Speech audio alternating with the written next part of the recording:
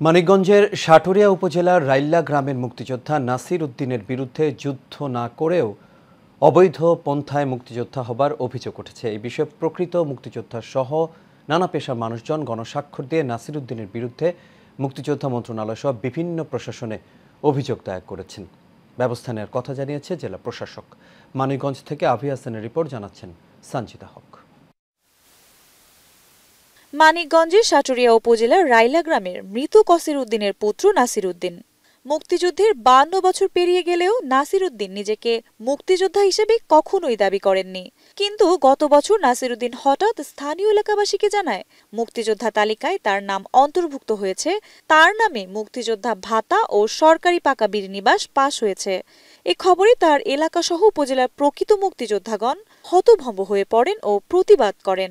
এলাকাবাসী জানায় বিগত আওয়ামী লীগ সরকারের সমর্থক হওয়ার সুযোগ নিয়ে প্রভাবশালীদের ম্যানেজ করে মুক্তিযোদ্ধার তালিকায় নাম উঠিয়েছেন নাসির। উক্ত নাসির উদ্দিন একজন ভুয়া মুক্তিযোদ্ধা। সে জীবনে কোনোদিন বাংলাদেশের কোনো জায়গায় যুদ্ধ অংশগ্রহণ করে নাই, বা আমরা কেউ জানি না, গ্রামের ময়মুরব্বীরাও জানে না। উপজেলা চেয়ারম্যানের দ্বারা এগুলা সব সংগঠিত হয়েছে।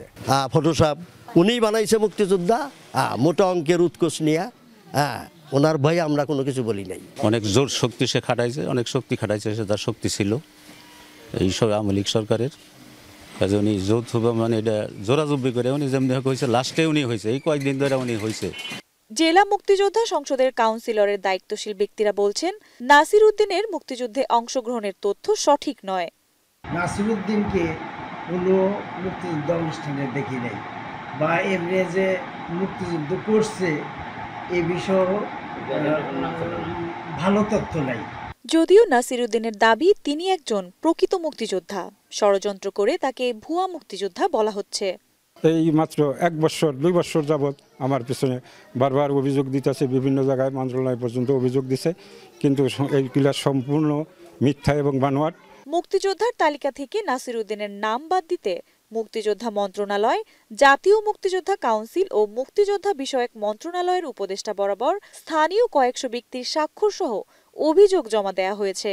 বিষয়টি সম্পর্কে অবগত রয়েছেন জেলা প্রশাসকও। তিনি জানালেন বিধি অনুযায়ী ব্যবস্থা নেওয়া হবে নাসির উদ্দিনের বিরুদ্ধে। অভিযোগটি পেয়েছি, আমাদের সরকারের যেই সমস্ত নীতিমালা আছে বর্তমানে, কেউ যদি ভুয়া মুক্তিযোদ্ধা থেকে থাকেন তাহলে সেগুলো একটা বাছাইয়ের মাধ্যমে নির্ধারিত হবে, এবং নির্ধারিত হলে সেটার দায় দায়িত্ব যিনি ভুয়া মুক্তিযোদ্ধা তাকেই বহন করতে হবে।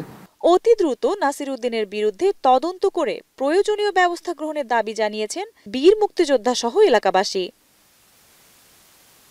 সঞ্জিতা হক, এশিয়ান টেলিভিশন।